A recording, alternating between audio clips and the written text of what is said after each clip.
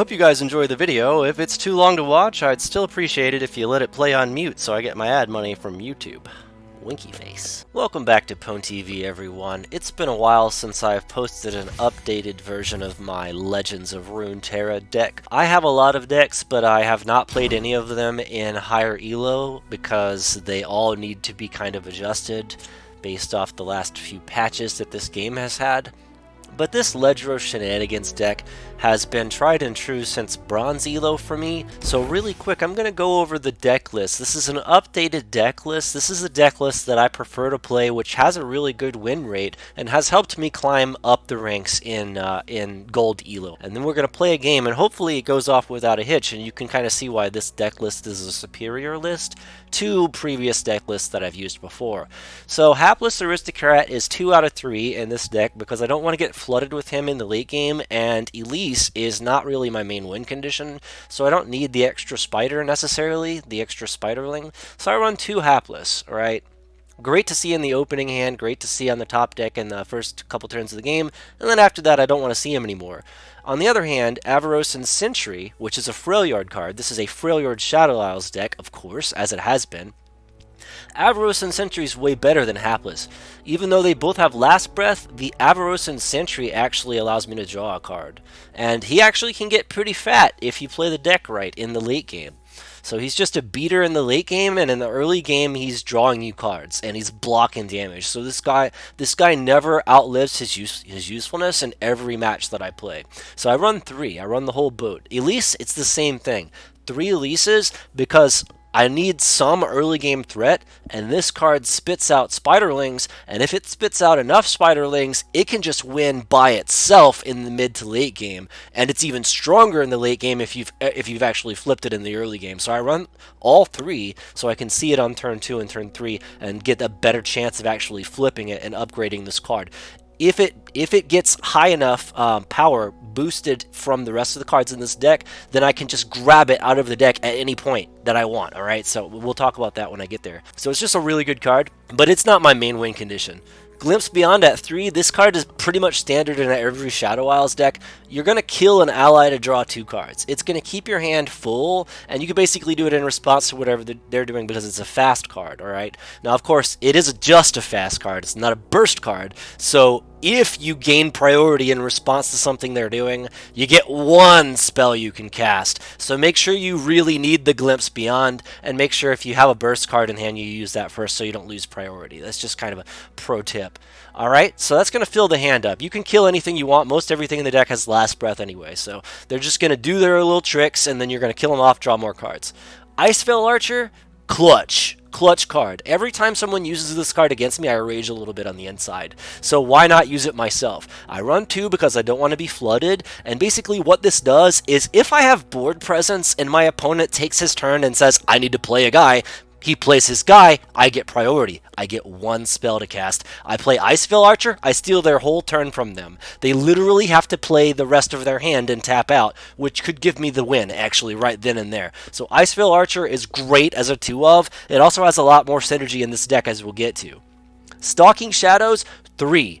3. This card is nuts. This card is so good, and if you're really careful and you know how many creatures and spell cards you have in your deck, you can actually know when you use the Stalking Shadows to have a better % chance of actually getting the card that you want off the top. So what that means is if you just drew like 4 creatures in a row and you haven't seen a spell card in God knows how long, then if you use Stalking Shadows, you're probably not going to see a creature on the top 4 because you've been seeing them. So what I like to do with this card is I hold it until I draw 1 or 2 spell cards in a row, and then I bust it. And then I almost always see a creature card that I need every time I do this. Alright, so 3. And what that's going to allow me to do is I'm going to grab the card that I need to win the game with, and then I'm going to get a copy of that. Sometimes the copy's good, sometimes it's not good. Sometimes I can bait their hand, though. If I play the copy, which has Ephemeral and which will die at the end of turn, sometimes they'll actually spot removal it, not knowing that it's not relevant. Like, if I bluff and say, oh, this is my best card, maybe I have another card in hand that does something with ephemeral cards. They don't know because they haven't fought me yet. So then they bust their answer, and you still have your main copy in your deck, so, or in your hand, actually. So you could just use that after they bust their answer and just blow them out.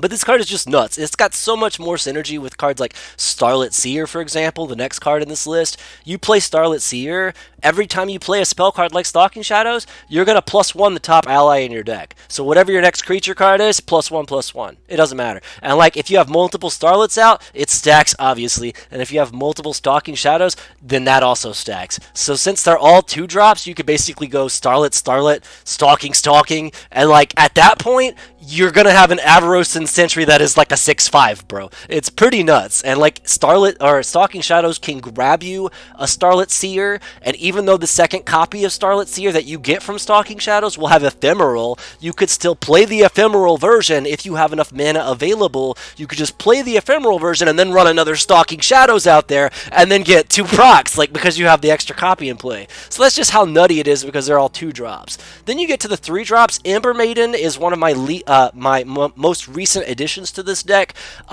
I thought I wouldn't like it, but I also thought it would blow out way more decks than I know it to blow out with. So what I mean by that is like spiders. If spiders come at me and they're like, oh, I'm going to play 4 1/1s. Oh, I'm going to make them all 2/1s. Okay, well, they're not going to live because Ember Maiden's going to kill all of the 1/1s in one turn. So when they fill their field up, before they pump everything and kill you with it, they're all dead. Everything's dead. So you hold the Ember Maiden until they have multiple, like 1 toughness dudes in play, and then you drop this. Obviously, it doesn't work against like the Demacia decks that have tough naturally on the card, but a lot of people in the metagame aren't playing that. A lot of people in the metagame are actually hanging on to those 1 toughness cards. They'll block with like a 2/3, and it'll be a 2/1 suddenly because it took 2 damage from like your Starlit Seer or Avaros and Sentry. And then with 1 toughness left, you're like, okay, before I end my turn, I'm going to slam down Ember Maiden. Or you even go even nuttier than that. You attack them, they block with like their 2/3 Starlit Seer, and then now it's a 2/1 Starlit Seer, and then they say, now that they have priority because you attacked them, they get priority once the attack's done. They play another dude, like maybe a 2/1 or something like this, and then that's when you slam down Ember Maiden, because now you're getting 2 cards for 1, basically, and it's going to hit the life, which honestly in this deck you only need to bring the opponent to 19 anyway. If you can bring the opponent from 20 to 19, you can 1-bang them on turn 10 almost always, and there's like very limited plays they have to stop that from happening. So you just need to deal 1 life damage to them. Well, Ember Maiden can do that by itself. So not only is it literally killing their field, but it's actually putting your win condition in place without you ever attacking their Nexus. You could just use Ember Maiden's round start effect and then bring them to 19 and then hit them for 19 with your combo, which we'll get to. So it's just nutty. It helps clear the field in the mid game as well. So like against a Yasuo deck that's going to try to like bounce and stun stuff until he can play Yone and kill you with Yone, well, that guy isn't going to have a field because all of his little dudes are going to be taking 1 every turn from Ember Maiden. And the great part about this card in this deck is because I'm running the pump spells in the deck that plus the power and toughness of Ember Maidens in my deck, when I draw my Ember Maiden, it might not necessarily be a 3/2, it might be a 4/3 or a 5/4 easily, which means I get those extra turns to actually deal 1 to everything. I can kill Yasuos, which are 4/4 champions. I can kill Yasuos with Ember Maiden over the course of 4 turns, provided it has enough toughness on Ember Maiden. And I'm not healing any of my guys, I'm just banking on the fact that they're going to have +1/+1s from the Starlets in the deck, and what we'll also see, my 5 cost in the deck also +1s everything. It's just nutty. It's just nutty. Such a good card. I run all 3. I usually don't need all 3, but the games that I do need them, I want to see them early because I don't want to lose to aggro. This card stops me from losing to aggro, so definitely run all 3. If you don't run all 3, you have to run 2, or you're really not going to win in the metagame right now, honestly. Now, moving on to other 3 costs that are super good in this deck, Flash Freeze, all 3 copies. All 3 copies, it's a burst spell, so you maintain priority once you play it. You can do so much with Flash Freeze, it's ridiculous. It's so fucking ridiculous. Rhymefang Wolf is in this deck as a 2-of. You can attack them, and you can reduce the power of the blocker, which you are challenging with your challenger card. You're just going to reduce its power to 0, and now suddenly Rhymefang kills the 7/7. out of nowhere. Like, oh, they had a 7/7? Challenge it. Flash freeze. Now it's dead. Like, it's just nuts. It's super duper OP. If I'm not doing that, I'm flash freezing them to steal another turn so I can get to my turn 10. Passage Unearned is a one of, and it is good for so many more cards than I ever thought it would be good for. But it's actually in here for the 12 cost card. There's a 12 cost card in this game, which I'll show really quick because I always forget the name of it. It is Feel the Rush. Feel the Rush says summon 2 different random champions from your hand and deck. Raise their stats up to 10/10. So it's summoning 2 10/10s from the hand or deck. Now, however, you're not playing the card, you're summoning them, and those are 2 totally different keywords in this game. There are play spells that only they only take effect when the card is played from the hand. Literally, you tap the mana on the card that's required and you play the card from hand. And then there are summon effects, which Feel the Rush is a summon effect. You're going to pay the 12, but you're not playing anything. You're not triggering any play effects. You're summoning 2 things from your hand or deck. And it doesn't even matter where they came from. You did not play them from your hand. Therefore, when you see someone resolve Feel the Rush, if you have the 3 mana open, the moment they give you priority because they cast a slow spell so you get priority, they play their 2 10/10s and you just say, that's cool. Now that you're tapped out, I'm just going to tap 3 and say Passage Unearned, obliterate all units that were summoned but not played this round. This card literally blows Feel the Rush out of the water, and there's so many other things that it can do. So if they use Shark Chariot, you can do the same thing because Shark Chariot's another card in the metagame right now, and if they play that, obviously they're not running Feel the Rush, but your Passage Unearned card is still useful because what they're going to do is they're going to say Last Breath, the next time an ephemeral ally attacks, revive me attacking. So they're going to revive Shark Chariot attacking, and for some ungodly reason, the keyword revive is the same as summoning. So anything that gives +1/+1 when you summon something buffs the Shark Chariot even further. So that deck is typically running those cards as well. So Shark Chariot comes out and it's not a 3/1, it's like a 4/2 or a 5/3, and it's just going to bash face, but it's actually being summoned. It's not being played from the hand. So you can actually blow it out with Passage Unearned, no problem. So there's just so many cards that just get blown out to Passage Unearned, it's ridiculous. So moving on, our 4-drops. This card, Babbling Bjerg, is just a ridiculously OP card in this deck. I overlooked this for a while because it was a common, and to get into high elo, typically you want to run the more rare cards that you have, but this card's a common, so I overlooked it. However, this card has so much more synergy with my deck than I thought it would. First off, it's really good against mid-range aggro because it's a mid-range aggro card itself. You're going to play this, you're going to put another creature in your hand. You're going to be able to block whatever they hit you with, and you're not going to care. And since it's a creature, Stalking Shadows can give you a copy of it, so if they play another aggro card, you could just play Babbling Bjerg, and then even if it's the ephemeral copy, you could just chump block with that. It's already done its effect, so you don't care anymore, and you take less damage. So Babbling Bjerg is just a nutty card. When you grab it off Stalking Shadows, it feels good, man. Also, because it's looking for only cards with 5+ power, it's only going to get you your win conditions. It's not going to get you anything else in this list because everything else is not 5+ power. Look at this. None of this stuff is 5+ power. So Babbling Bjerg is going to grab your answer and only your answer. Your win condition that you need is going to come off of this Babbling Bjerg.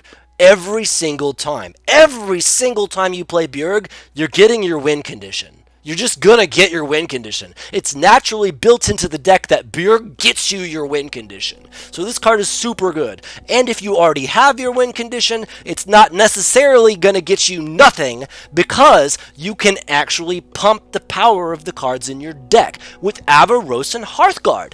Babbling Bjerg can grab Avarosan Hearthguard, and when you play Avarosan Hearthguard, it can literally +1 the power and toughness of everything else in your deck, so Bjerg will see that. Bjerg can say, oh, you had an Elise in your deck? Oh, well, Elise is a 2-3. Oh, what's that? You evolved her into the higher level version, so she's a 3-4 now? Well, she's still not a 5, she still doesn't have 5 power.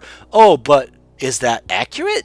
Does she not have 5 power? Because you also played a single Starlit Seer proc, and you also played Avaros and Hearthguard. So you probably have 5 power on Elise, which means you're going to use Bjerg and grab Elise out of nowhere, and sometimes that's the card you need to win with because you can't even play your win conditions yet. So sometimes that just naturally works for you. So there's just so much synergy in this deck with this 5+ power mechanic on this card. I run 2 copies because I don't want to be flooded. I do want to see it on turn 4 and not a moment sooner, and I really don't want to see it top deck mode in the late game on turn 10. I really don't, so I like 2. We talked about how Avarosan just comes right off of a Bjerg. So the moment you resolve Bjerg, you get either Avarosan or your actual win condition, which is Ledros, because those are the only 2 legal targets unless you've pumped everything else in your deck already, which requires this card, so it just naturally, smoothly works the way that you need it to. Crumble, you have 1 Crumble. Crumble is actually designed for this particular card, Star Spring, which basically says if I've healed 22 plus damage on my allies, then I just simply win the game. Well, we don't want that to happen. So what you can do is before that round in procs, but like they're really close to 22 or even past 22, you'll still have priority and you can just bust the Crumble to actually destroy the landmark card. It literally says destroy a landmark card on it. You can kill the Star Spring, and when they play the next one that they might have, it starts over at 0 again. So you could just steal the win from them with this combo. If you're not killing Star Spring with Crumble, which you need to have an answer to Star Spring or you will not climb in this metagame, well, if you're not killing Star Spring, you could just kill any number of their champion cards that they might be playing. Anything that's a problem. Nautilus just dies to this. Like, it's ridiculous. There's so many cards that Crumble just says, yeah, that's cool, it's gone, basically. So 1 Crumble. I used to run 3, now I'm running only the 1, and I'm very happy with just 1 copy. That's all you really need. Hopefully you see it when you need it, and you mulligan appropriately when you're matching up against Star Spring players. But yeah, 1 Crumble, because you don't need to see this card more than once. It literally can't be used if you don't have an ally in play. You have to be very careful. Rime Tusk Shaman. This card is fucking nuts. Rime Tusk is like, okay, you had a turn, but now you have a 0 power dude, so you're going to pass turn back, right? And that's what Rime Tusk is in the deck to do. Rime Tusk is in the deck to get me past the mid game. It's going to get me to my turn 10. That's all it's doing. That's all that this card does, is get me to my turn 10. I'm just going to Frostbite the strongest enemy every single turn. I have 3 copies. I'm also running my my Stalking Shadows, so I could potentially have more than 3 in play. I really only ever need 2 in play, but obviously the ephemeral copy won't stay, so you got to consider that.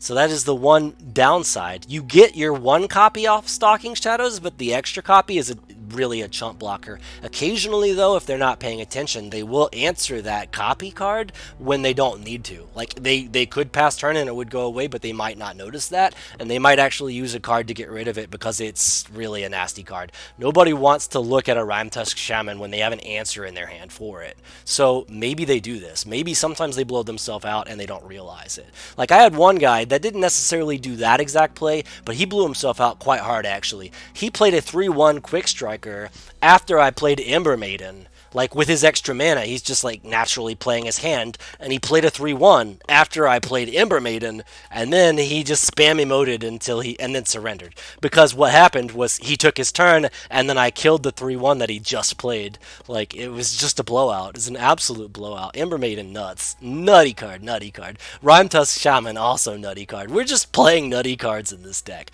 Atrocity. Atrocity is your win condition. You don't need 3 copies. I've tested this a lot. You really only need 2. And the reason you only need 2 and not 1 is because if they're plundering, if they're nabbing cards out of your deck and they steal your one and only Atrocity, you're not using your combo at the end of game. You're just not. So you need the second copy to make sure that you get this no matter what they do. If they're grabbing a card from your hand or your deck, it's not your only copy of Atrocity. So you can play around and have a little bit more actual leeway against those kinds of players. Revitalizing Roar, that is a staple in Revitalizing Ledros combo decks. You're playing Freljord for this card, like, and also, to be honest, Avaros and Sentry's nuts. Also this card. Flash Freeze, nuts. Also this card. Ember Maiden, like Starlit Seer, yes. Yes, Avaros and Hearthguard, they're all nuts. They're all nuts. Look at all these really good Freljord cards. And then the tried and true literal reason to be running Freljord in the first place. Revitalizing Roar. Revitalizing Roar says, oh hey, it's turn 10, I'm going to play Commander Ledros for 0. Oh hey, look at that, it only cost me 7 mana to play a 0 cost Ledros. Oh hey, look at that, I have 10 plus 3 mana, that means that after I pay 7, I have 6 left. Oh, what's this? Atrocity's cost is 6? I guess I'm going to go Revitalizing Roar, Commander Ledros, Atrocity, kill you. I think this just happens on turn 10, especially if you have all 3 spell mana that you need. If you don't, it's no big deal. You play Revitalizing Roar Ledros past turn, or Revitalizing Roar, play some more weenies past turn, then you Atrocity them. Like, it's ridiculous. That combo is just nuts. What I like to do when I go off on this turn, if I'm not going off on turn 10 because I don't have all 3 spell mana and I can't do the combo, what I'll do is I'll play Revitalizing Roar into a Commander Ledros, and then after that, I'm going to hold my Atrocity in hand. I'll play enough other cards, maybe 1 and 2 cost cards that have Last Breath so they come back. Maybe I play an Elise or something that scares them a little bit. And then after that, I make sure that I pass turn with 2 spell mana. If I have 2 spell mana when I pass turn, and then they take their turn 10, or their turn 11 it would be, then I get all 10 of my mana back, plus the 2 spell mana, that's 12. That means, if I say Atrocity, and they say, oh, that's cute, I'm gonna Flash Freeze and blow you out, oh, that's cute, I'm gonna Deny and blow you out, then you simply say, play the other one. Play the other one, because you passed turn and you had 12 mana. So, it's just, that is crazy. When you pass turn and you have 12 mana and you could just Atrocity, ignore whatever they do, and respond to it with another Atrocity, yes. Yes, yes, and more yes. So this is the reason why this list is built the way it is. Exactly the reason why it's built exactly the way it is. I tweaked a lot of things a lot of different times, and this is my best win rate. This is the deck list that gives me my best win rate. Alright, so now that we know what the deck looks like, let's test it out in the new metagame. So I'm currently gold 4, and we're going to try to get gold 3 by playing Ledros shenanigans, and then just busting people up. It's a really good combo. Lots of answers to lots of cards. The deck list is a little bit shaky on the one-ofs, because if I mulligan and still don't see my answers, my one-of answers, I could be losing the game. But if I do see them, I will be winning the game. I don't have to worry about it here, though. He's not playing any of the color combos that he would be needing to play to really make my one-ups super good. So I don't need to really aggressively mulligan here. I probably do need to keep Flash Freeze and Rhymefang Wolf, though. Passage Unearned. He's not playing anything that's gonna really... Yeah, we're just gonna get rid of that. Normally I'd keep that card, but I think I know what his deck list is already, so I'm not really scared of it. Passage Unearned isn't going to help me all that much. Okay, that's cool. I used to play that card. It's not all that great, though. Okay, so he has a 2... He's going to give his supporting guy... Okay, so what we'll do is we'll actually play our 2-3, so he just throws here if he swings. I'll just block it. And I don't have to worry about my 1-1 having to block twice, basically, because it has like the Undying effect, the Last Breath. So I'm not going to ping him for 1 and then ping him for 1 with the Spider when I can just ping him for 2 and keep my other guy. Plus his extra trick. So this is probably smarter on turn 2, honestly. I'm not scared of that card. He's only going to get 1 use out of it. And now he didn't do anything, so... That really turns on this turn for me, because I could just immediately swing, and he has to block the 1-1 or he takes 3. He probably will block the 1-1 because he has life steal next turn. So, that's fine. I can blow him out with that Flash Freeze, but the longer I hold that, the better it's going to be. So we'll hold on to it. Okay, so for right now, I'm gonna play Hapless Aristocrat, and I'm gonna sit on 3 mana gems. Pretty present, I want 3 spell mana, pretty much at all times. I don't need it, but it's a free flash freeze in a pinch. I go where the road takes me. So like right here, I can go Rhymefang Wolf. Alright, he'll swing. I can chump block. He's not attacking. Interesting. Well, in that case, yeah, I'm not gonna let you bait me, bro. So I'm not gonna lose the. I'm not gonna go less than 3 mana. I have to be able to flash freeze anytime I want here. Okay. So let's get in there. Let's block here and flash freeze your guy while we have priority. Skitter out from the darkness.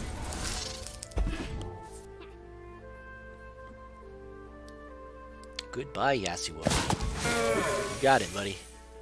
Your 2/2 literally did nothing for you. All game. And I have 5 mana left for Rhyme Tusk, which will tap me out, but I just cleared the board, so I'm in a good position to tap out right now. 20 life, board presence, full hand. We are forged in war. I don't see a reason not to do this. That steals his whole turn. He tapped out to play 1 guy. I'm going to make it a 0/5 next turn with Rhyme Tusk Shaman. And I'm just going to keep taking extra turns, basically. If he does any tricks, I've got the Obliterate card now. When he attacks, he gets 4 power and 0 toughness. Okay. I've seen that card before.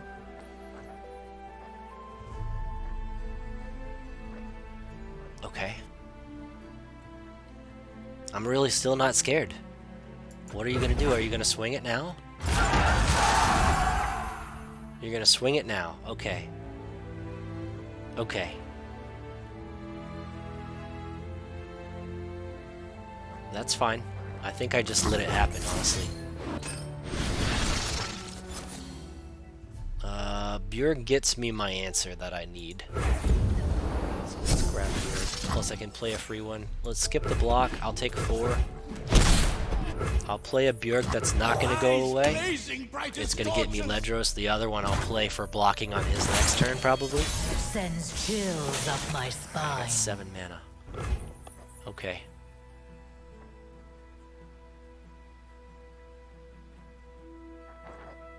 Alright. How about we drop this guy on him really quick? Frostbite an enemy. A chill in the air. Let's see what he does. He got priority to do one thing right now. Let's see what he does. Okay. Give all other allies +2/+2. That was a really good play.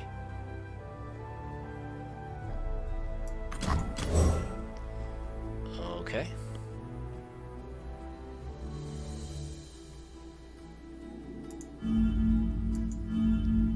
Why can't I target that? Oh, I gotta replace something in play. That's right. Okay. Let's replace that guy. Winter, take you. Okay. That's more like it. Now he can't play anything, so I'm just gonna go right in there and kill his elusive guy. And I'm gonna swing my 3/1. Not that one. My arrow won't miss. You gotta believe me. Let's do all of it. You won't suffer long. Let's swing it all. Your training has I'd be mad at those guys too, to be totally honest. You gonna block Bjerg, bro? He's already done his effect. Yeah, block the guy that you're mad at. They're both 2 power, so they can't block my Elise has fearsome. They can't block it, dude. Feels good. Feels so good. They're so close. They're trying so hard, but they just can't block Elise. Yeah, it's over for you, I'm pretty sure. I'll keep the 3 spell gems. I'll be the smart player and I'll keep the 3 spell gems. That's so much better now, actually. I could have played Starlit, but no. I don't like that idea. Okay. Alright. Let's play our chump blocker like we said we would on his next turn. Get the Hearth guard. Okay. got a 2/6.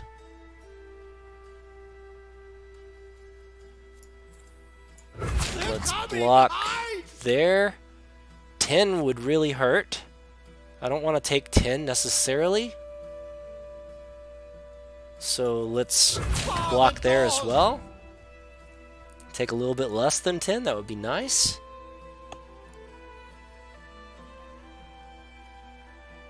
I think that's what we do. Yeah, I'll go to 5. I can heal up, bro. I think I'm not going to, though. I think I'm going to play something else. Let's see, do I have a 4 cost that I could really benefit from right now? No, I don't. Okay. I have my orders. Okay, I really hate losing mana, but in this case I have to. I'm not in a spot to really screw anything up here.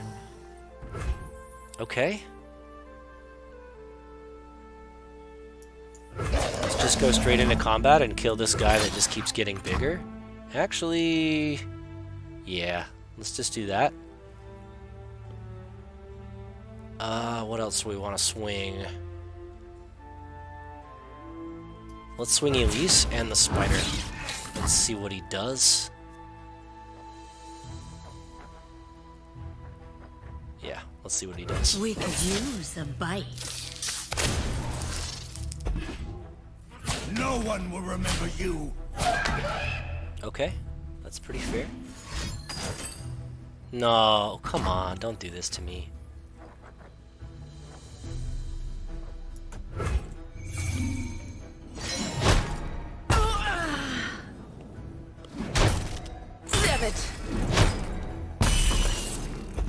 Okay.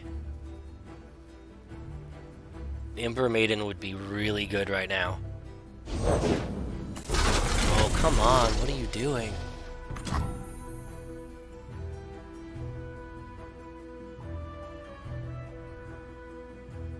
Oh my god, this guy's making it so hard for me. He really is. Alright, so what can he do to kill me next turn? Quite a lot, actually. He has a 7/4 that can get through. He could have 4 trample damage. He could have 6 that I won't be able to block. He could have 4 that is unblockable. And then the 7/4 that has overwhelm. So honestly, I have to play this card. I don't want to, but I think I have to heal up. I have to do it. 14 is really good. I need to play the other Rhyme Tusk. Winter is the Freljord's true ruler. Okay. Now we're in a good spot. Because the 7/4 is okay, his 8/6 is going to be 0. His 7/4 can still get blocked, his 6/1 can technically still get blocked. Alright. Alright. Alright, so I have to take 4 immediately, that puts me at 10, so I have 10 to play with. So there's 10 right there that could kill me. There's 7 trample right there. So I have to block the 7. 7 plus 4 plus 4, that's a lot of damage. Damn.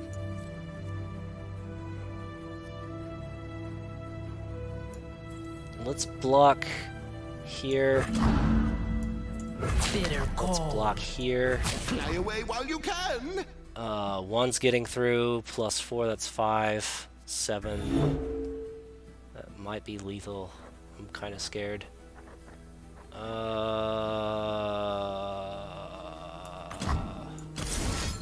This is already blocked. I'll kill it to draw some cards. I'm kind of scared. Ember Maiden would have been really good last turn. Oh my god.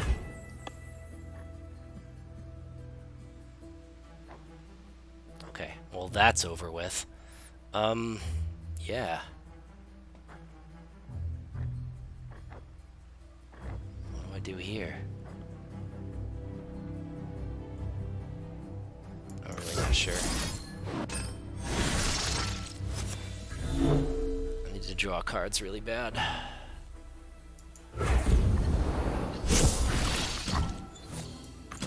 Nothing escapes my watch.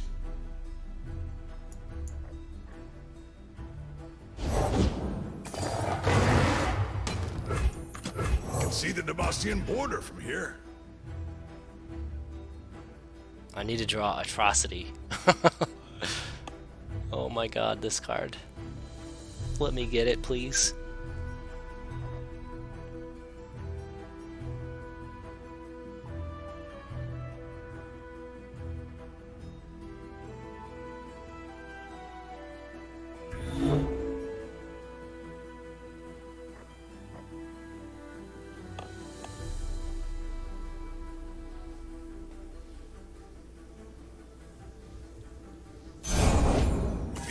This guy, man, this guy has so many fucking cards in play. Oh, what a stressful match. Alert the village! Hey, there it is! Okay. Immediately attack. You won't suffer long. He probably has Deny, honestly. So we gotta consider that. Your training has failed!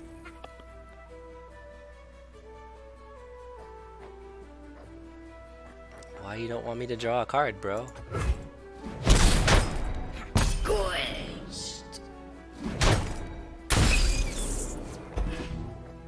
Play something. Okay. Well, I'll play something then. Do you have a deny for this? Are you gonna be that guy? Yeah? You gonna be that guy? You got the deny? Hey! Got him!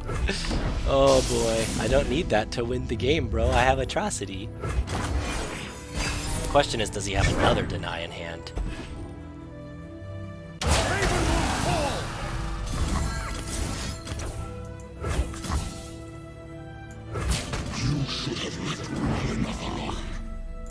Ready the There torches. we go. How's it going? Where's your deny? Where's your deny number 2 with 4 cards in hand? Oh, what's that? You don't have one!